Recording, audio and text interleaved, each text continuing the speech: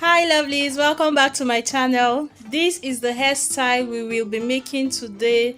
It is a gorgeous ponytail hairstyle with details of a heart in the front on 4C hair for little girls, and this hair is quite easy but also interesting. So I start off by moisturizing her hair and spraying some water onto the hair because I braid natural hair without blow drying it. So I start off by making the heart shape. If you want to learn how to braid a heart, I have over 3 videos showing in details how to do this, and I promise you it is way easier than you think.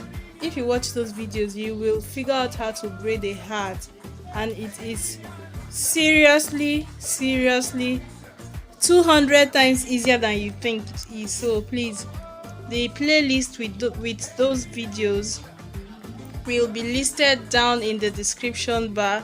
Do well to check it out.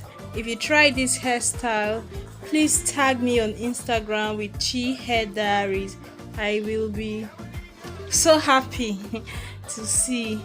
So let's keep braiding. I am still making the heart shape. You will see the clip of it very soon where I round it up, and then we started the ponytail. It is pretty straightforward. If you watch it, you understand everything. So let's keep going.